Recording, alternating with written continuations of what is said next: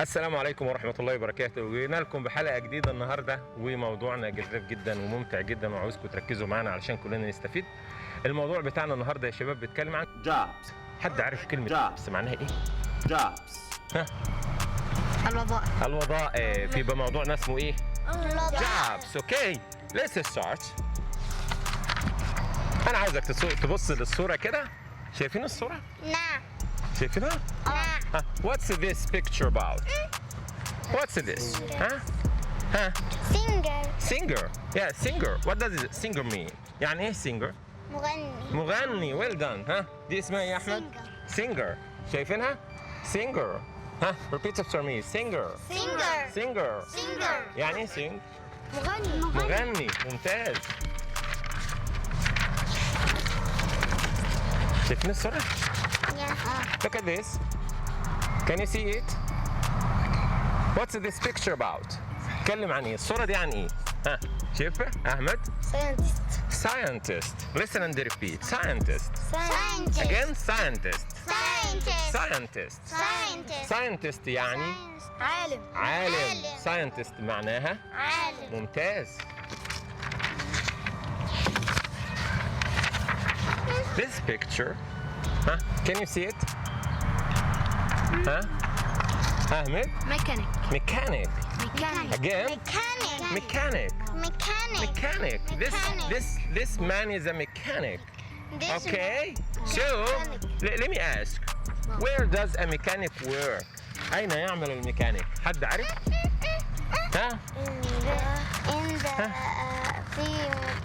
Yeah, at mechanic shop. Again? At mechanic shop. Yeah, you can say at repair shop. Repair shop. Well done. So, okay. Look at this picture. Can you see this? Okay. Can you see it? Say it again loudly, Ahmed. بابا. يعني ايه بابا بالعربي؟ مقصف. حلاق. يبقى بابا معناها ايه يا شباب؟ لاحظ ان انا بقولها ايه؟ بابا. تمام؟ يبقى بابا يعني ايه؟ يعني حلاق. Well done.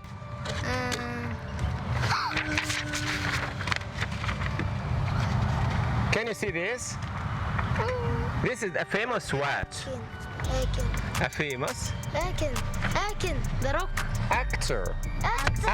What does actor mean? ممثل. Yeah, you know? Yes. Yeah, this man is a famous actor. Okay. So actor means معناها ايه؟ ممثل. Actor. Can you see this? Yeah, actor. Okay. Repeat after me. Actor.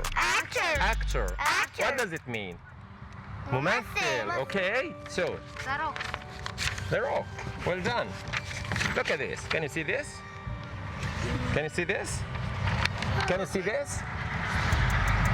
This is what? What's this man's job? He's what? Artist. He's an artist. Okay? You can say artist or artist. Okay? ممكن ننطقها بالأمريكي نقول artist. Okay? أو artist. طيب يعني إيه artist يا شباب؟ يعني إيه artist يا توتة؟ رسام أو فنان. رسام بيرسم. Okay? So, what can this artist paint? فنان. What can he do? يقدر يرسم إيه؟ مين يقدر يقول؟ Anything. Yeah, he can draw. He can draw people. Anything. He can draw anything, okay? So this man paints drawings. He can paint a painting, okay? So, do you like drawing? Yes. So, look at this picture. Can you see this? Drive. Can you see this? This man's job is a driver. Yeah, repeat after me. A driver. He's a driver. What does this man drive? He drives what? سواق. Yeah. What does he drive? بيسوق ايه? He drives? Taxi. He drives a taxi. He drives a car. Okay? Okay. So, can you see this picture? Yeah, I know. Look at this. Yeah. Doctor. Ahmed? Can you see this picture? This picture is about a doctor. You can say doctor or a doctor, okay? Yeah. So, what does a doctor mean? In Arabic, دكتور, طبيب. So a doctor means طبيب. Okay. Where does a doctor work? Where does a doctor work, أحمد؟ أين يعمل الطبيب؟ ها؟ In the hospital. In the hospital. At hospital. At Hospital. hospital. يعني إيه hospital? مستشفى. مستشفى. Well done. So a doctor works at hospital. Okay. So can you see this picture? What is this picture about? Huh? Can you see it? Yeah. Huh? Can you see this picture? What's this man's job? Yeah. Who knows? مين يعرف? Yeah. Say it. Engineer. Yeah, he's an engineer. Can you see this? Yeah. This man's job is an engineer. يعني ايه engineer بالعربي؟ مهندس. So let me ask, where does an engineer work? Yeah. In the factory. In the factory. He works on sites. So like your father is an engineer, Muhammad? Yes. Yeah, well done. So, okay, I think you like this picture a lot. So this picture is about what? Can you see this picture? Yeah, Ahmed. Goalkeeper, Buffon. Yeah, goalkeeper. I think he's your favorite goalkeeper. You like Buffon very much. So, this picture is about a goalkeeper. Where does a goalkeeper work? In the foot. Yeah. In the Where? In the club. In the club. Yeah, in the club. A goalkeeper works. In the club. So, let me ask another question. What does a goalkeeper do? What does a goalkeeper do? He keeps the ball away. He keeps the ball away. He keeps a goal away. Well done. So, wow, this picture is very good. Look at this. What is this picture about? Ahmed, can you see this man? Footballer. He's footballer. Listen and repeat, footballer. Footballer. Again, footballer. Footballer. Okay, so what does footballer mean? يعني لا. لاعب كرة. قدم. So, do you like this man? You know this man? Yes. This is Mo Salah. I like. We all love Mo Salah. He's an Egyptian hero. like Mo He's the Salah. Egyptian king. You know his name?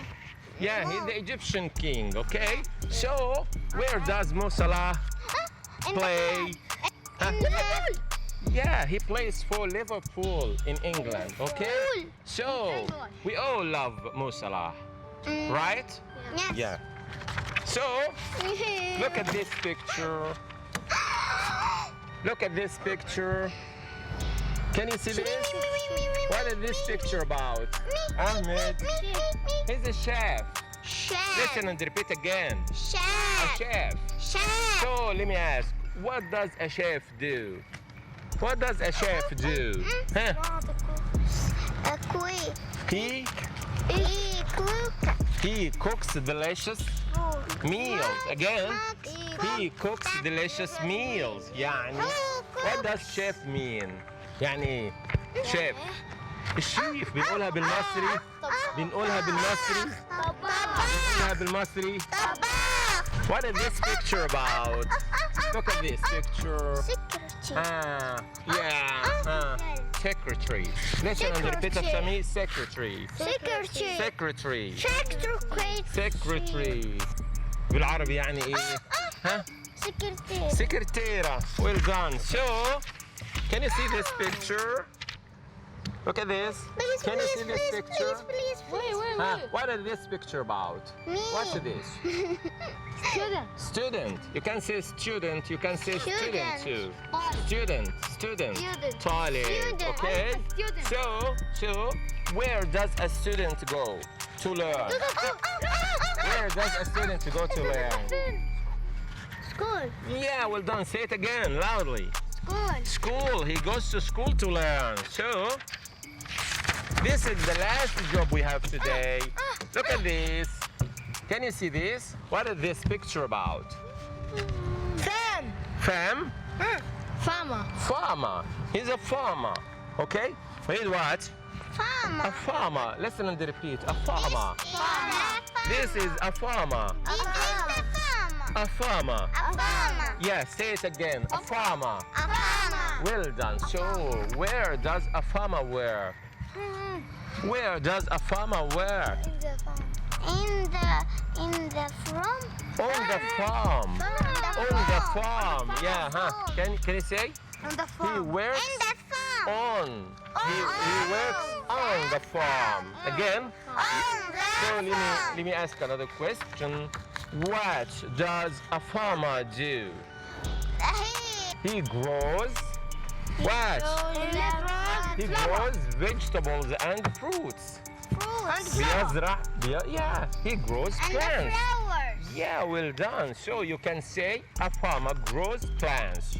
A farmer grows plants and that's all. يبقى احنا كده يا شباب خدنا اهم الصفات موجوده عندنا في اللغه الانجليزيه. طبعا في صفات ثانيه كتيره ان شاء الله هنتعرض لها في اخر الحلقه فانتظرونا. Hi, I am a doctor. I like helping sick people.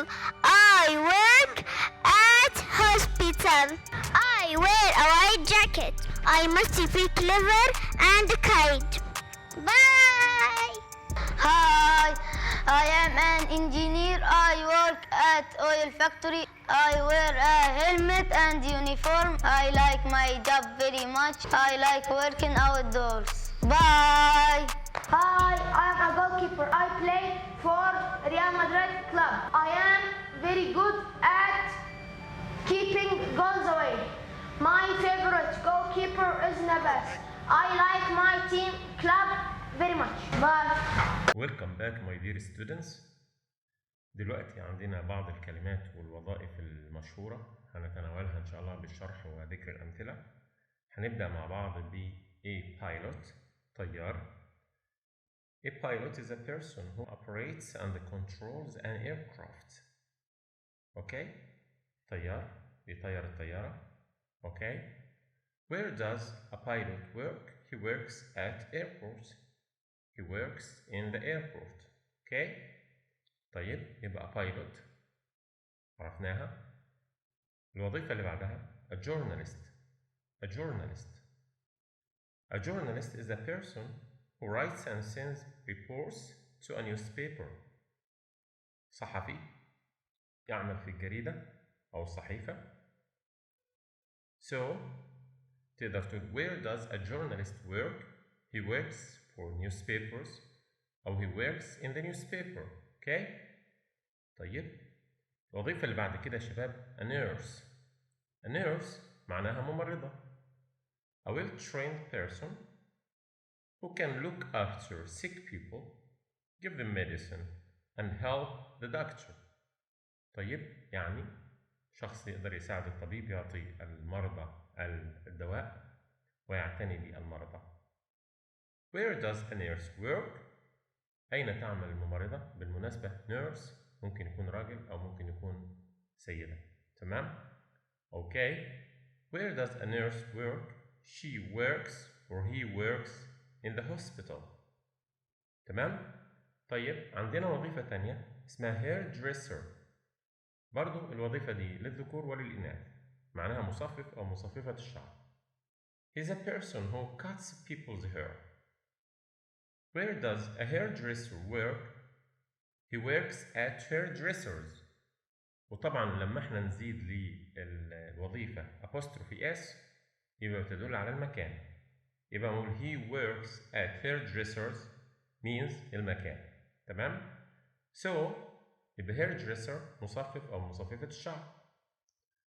shop assistant. shop assistant يعني مساعد أو الشخص اللي هو بيعمل في المحل بيعاون صاحب المحل. So he is a person who sells goods at shops. So when I ask you لما أسألك where does a shop assistant work هتقول لي he works at shops. تقدر تقول he works at markets, supermarkets. okay. طيب الوظيفة اللي بعد كده photographer. Photographer is a person whose job is to take photographs. Okay, is to take photos. الشخص اللي بيصور المصوراتي ودي وظيفة. He works for his own، بيعمل لصالح نفسه. He can work for a newspaper، ممكن يشتغل لي newspaper. He can work to or for a studio، ممكن يعمل كمان لحساب استوديو. Okay, so يبقى photographer معناها مصور. عندي وظيفة اسمها carpenter. Carpenter اللي هي نجار is a person whose job is to make and repair wooden objects، يصلح ويصنع المتعلقات أو الأشياء الخشبية. When I ask you where does a carpenter work، أين يعمل النجار؟ هتقول لي he works in carpentry.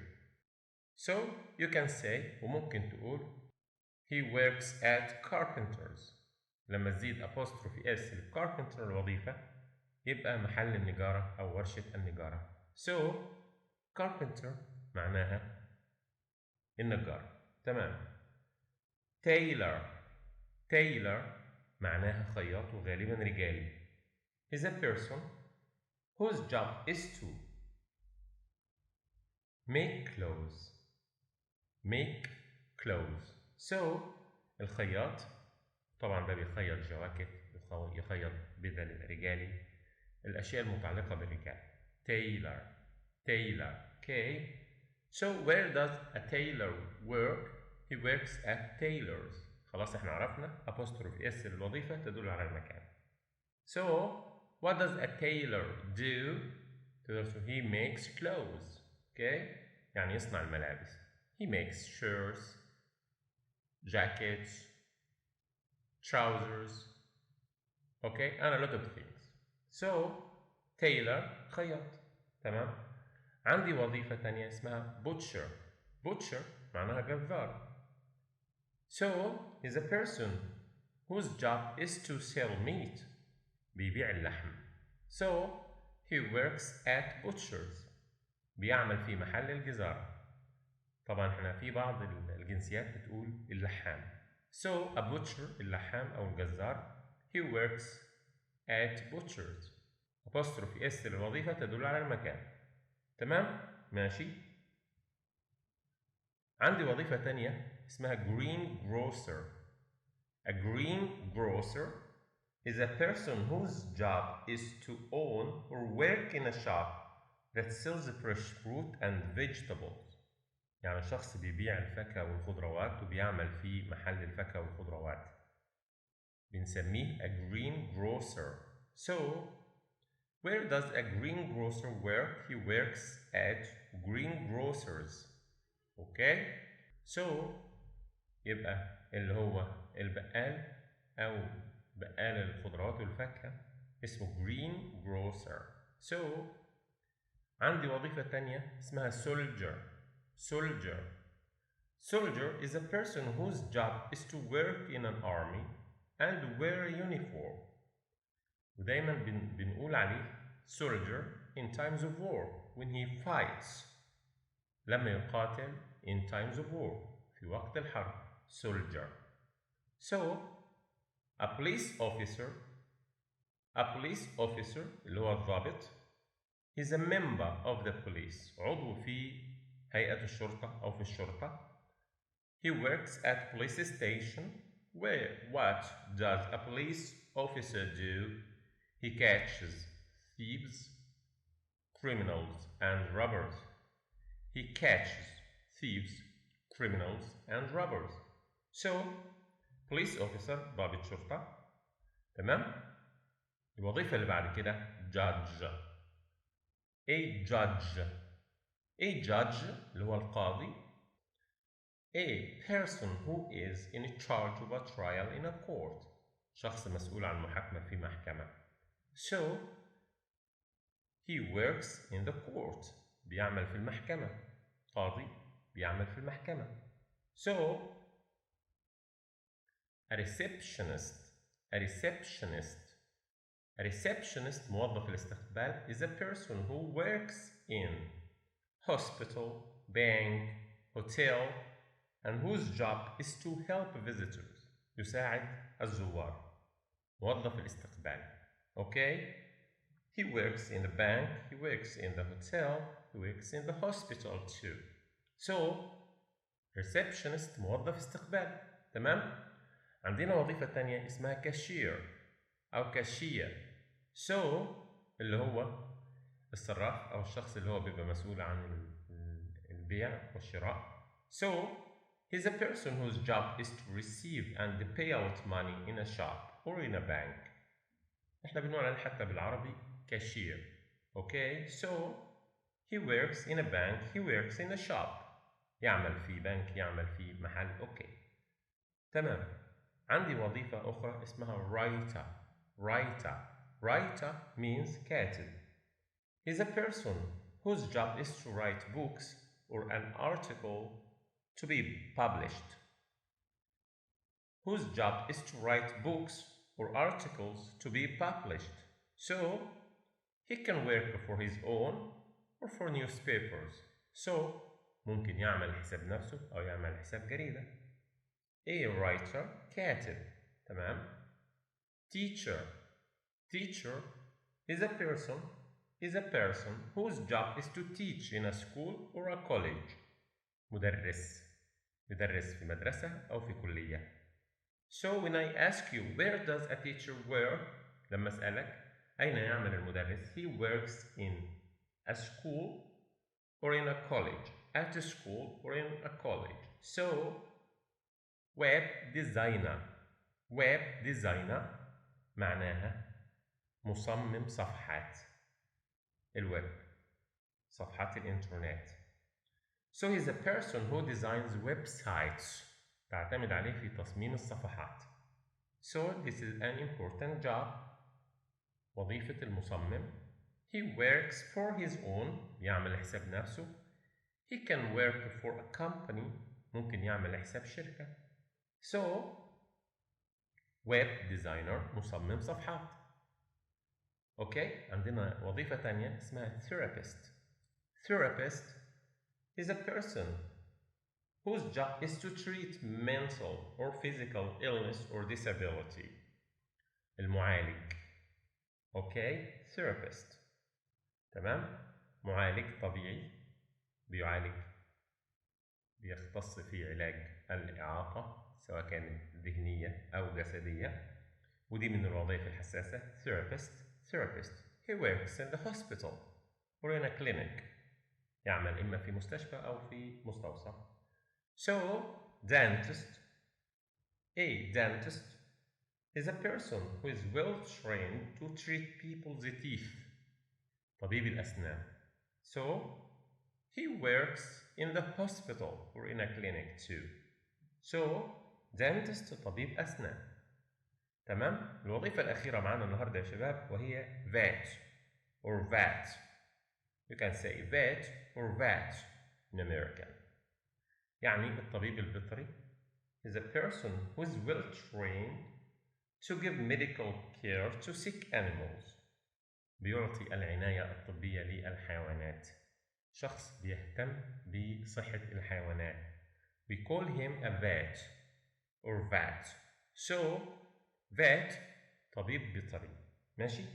وبكده يا شباب نكون خلصنا الوظائف المتبقية معنا، ودي تعتبر الفقرة الأخيرة في حلقتنا. وبكده نكون وصلنا إلى نهاية حلقتنا يا شباب. أتمنى أن تكون الحلقة عجبتكم. لا تنسوا دعمنا والاشتراك في القناة وتفعيل جرس التنبيهات وعمل اللايك والشير. ونختم كما علمنا رسول الله صلى الله عليه وسلم: سبحانك اللهم وبحمدك أشهد أن لا إله إلا أنت أستغفرك وأتوب إليك.